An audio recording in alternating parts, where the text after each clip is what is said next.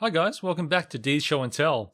So the truth is, I've been predominantly an Android user for over 7 years now, but that hasn't always been the case. My first true smartphone was an iPhone 4, which I purchased way back in 2010 and I kept it for 2 years. I even upgraded to the iPhone 5 when it was released. The following year, I switched to the Samsung Galaxy S4 and it's been mostly Android ever since, with my most recent daily driver being the Galaxy Z Flip 3, which you can see my review over right here in the corner. Now, as part of the review process of this channel, having both an Android and iPhone is a must. So I thought, what a great opportunity to throw my SIM card into an iPhone and see what they've done with the place since.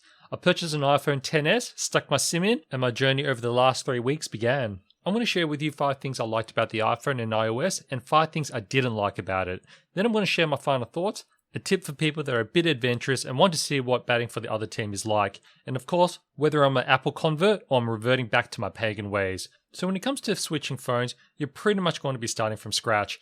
Apple does have an inbuilt program that aims to assist in that process, but I felt it was pretty useless. All it did was copy over my contacts and make a mess of it. Now I've got tons of duplicates. Speaking of contacts, not sure why contacts are ordered by last name letter rather than first name. If it takes longer than 5 minutes to find and change something, well, it's a phone's problem, not mine. Anywho, I went into the App Store, downloaded all of the apps I use, and ordered them to my liking. Annoyingly, WhatsApp chat history can't be moved between Android and iPhone, so that's a great opportunity for you to pretend those pictures you send to your love interest at 3 AM never happened. Okay, let's get into what I liked about the phone. Firstly, I like MagSafe. Whoa, hold on Big D. The iPhone XS doesn't even have MagSafe. In the land of AliExpress, anything is possible, my friend. I bought this MagSafe charger not realizing it was a full knockoff with the Apple logo, but look at what it came with. You can actually make any phone with wireless charging MagSafe, which is super neat, and now I can even use it on MagSafe car chargers. Now, the next thing I liked. It still astounds me how an iPhone from 2018 still looks this modern. Which I know is probably due to the continuation of the notch, but I feel they really nailed the design with the iPhone X, which of course are carried on onto the XS. But what the real pro here isn't how gracefully this phone is aged, but the fact that iPhones as old as the 6S are still supported by the latest iOS 15. On Team Android, you'll mostly get 3 years of Android updates from a major player like Samsung, but if you move into more obscure brands, you might not be so lucky, but I digress. The fact you get the latest version of iOS does mean you tend to get most of all the features the latest iPhones get, which is one of the reasons why I didn't mind getting an older model. What I miss out here are mostly spec sheet improvements, which I personally feel doesn't take away from the entire experience. So better cameras, chip, screen, battery, native MagSafe, just to name a few. But what I also love that can't be overlooked is its size. At 5.8 inches, it fits perfectly in the hand and has enough screen real estate for most people. In the land of Android, phones that size are few and far between, with a very hit or miss spec sheet. Given its size, I think this phone would make a very good comparison against the Samsung Galaxy S10e, which I will do in a future video. So the next pro is the spit and polish. The overall presentation of the iPhone just feels more premium. Maybe it's a haptic feedback, which we know Apple has the best in the business. Maybe it's a window animation and super retina screen, which despite the iPhone XS only having a 60Hz screen, feeling comparatively smoother than my Android at the same refresh rate. If you've been on Android for a while like I have, it's incredibly refreshing, pun intended. So the next pro, facial recognition on phones are just not made equal. iOS shows us what it can be if Android was a more unified system. Apple's Face ID is used in heaps of apps, Amazon, eBay, my banking apps, and even as a way to access your pre-saved passwords when filling in forms in your browser. If you're somebody who is constantly logging in and out of different accounts or apps, Face ID is going to make it a breeze. And since we mentioned apps, that leads me on to the 5th Pro. For all your common apps, there is going to be an iOS version and the Android version. Generally speaking, they're mostly the same in functionality, and it actually didn't occur to me that an iOS variant could have additional features. On the iOS Spotify app, you can queue your songs. Then there's the small but what I regard as quality of life differences. The Facebook layout actually puts the tabs at the bottom of the screen, which is easier to reach, same as the eBay app. It just seems the apps were a little better thought out. Android apps need to cater for all Android devices, and with the trend towards much larger devices, doing one-hand reaches are going to be a challenge. Now, it's not entirely perfect. The Oz Bargain app that I use, which is mostly relevant for Aussies, did not link with appropriate apps when clicking through links such as Amazon or eBay. And Parsec, which I use to access my PCs remotely, isn't even available on iOS. But if you combine the synergies of Face ID and majority of common apps being better thought out, I think it's an overall winner. And that also leads me into the first con about the phone. apps not being available or not functioning in the same way you used to. Depending on how deep you currently are on Android, if you use a lot of apps that are not that mainstream, definitely do a bit of research before making the jump, because not having a must-have app could be a deal breaker. Also, another call out is the iOS email app. I do not like it one bit. Unless I'm doing something wrong here, please write in the comments section below because I'd love to know. The app aggregates an email and any branches of that email into the same chain. So if I click into an email and want to see that chain, it also brings in emails that are sent or forwarded to somebody else, as well as their responses, which makes it incredibly difficult to follow. And a lot of my emails seem to have the attachment symbol, even though there isn't an attachment. And when there is, it seems to be tucked away right at the bottom of an email. While I could go and download an email app to replace it, it's kind of beside the point and what I found a bit disappointing. The next con is how tiling works for your home screen. In Android, you can place tiles freely on any page, and you can open up your app drawer to bring them onto your homepage for easier access. iOS unfortunately does not allow you to place your apps freely. It squishes them all together, but of course you can reorder them. You can also scroll over to the right to see your app library and bring them over. It's not too different, but it did feel unnecessarily restrictive. I also don't like the way iOS handles notifications. While it does show you the notifications the first time you unlock your device, if you forget to act upon them and lock your phone afterwards, the notifications disappear unless you bring down the notification screen separately afterwards. Now, you remember how I praised Face ID earlier?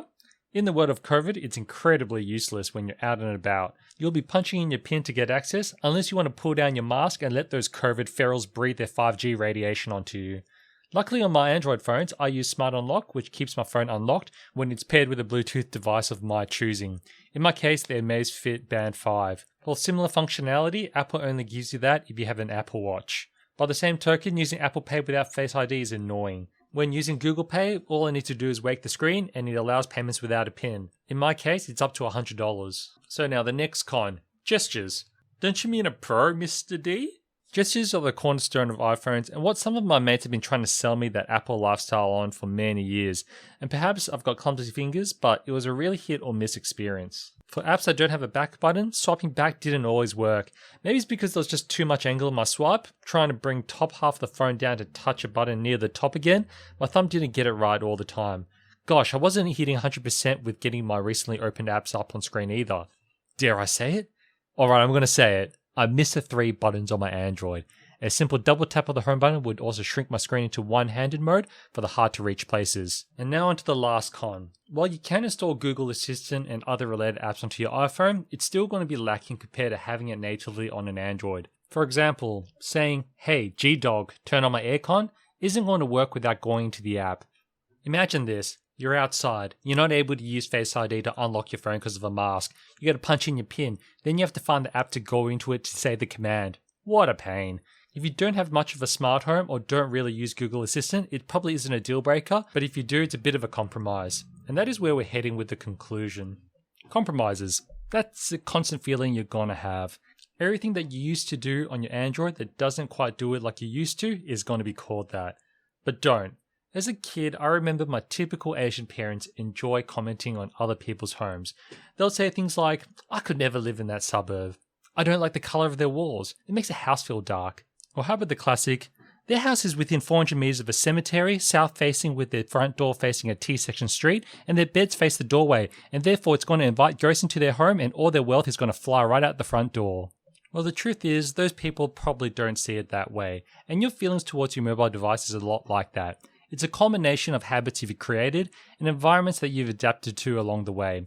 That person living near a cemetery with their front door facing a T-section street has grown used to living with ghosts and being poor. Jokes!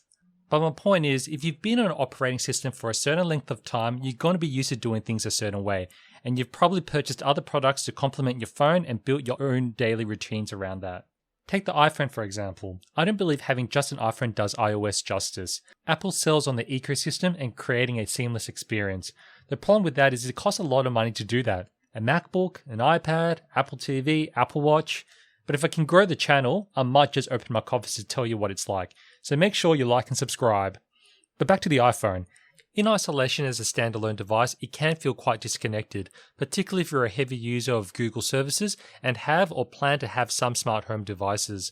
Apple HomeKit is on the fringes of niche, and most smart home devices are integrated with only Google and Amazon devices. And so what this all means is, No, I'm not switching back to Android. Actually, because of this channel, I don't get the luxury of picking between one or the other. To ensure you have the most ultimate, unbiased content experience, I'll be cycling through phones almost every week to share new reviews and comparisons and thought pieces. So my closing thoughts and suggestions to those who've been wondering what life is like on the other side, just try it out. I purchased my iPhone XS as a refurb off Amazon, which has an amazing 180-day returns program. So I say do it, and if you don't like it, you can just return it. For me, I'll be using the XS in future for taking close-ups or B-roll shots due to the iPhone's notoriously reliable camera capabilities, but of course using it to test Apple-related products and for other comparisons. So I hope this one's been entertaining and useful for those that are cross-shopping. I will continue to do follow-ups with future phone releases and software updates since I will regularly switch between iOS and Android. I've got some interesting phones coming on the way, so make sure you tune in for the next show. Thank you again for watching. Bye-bye.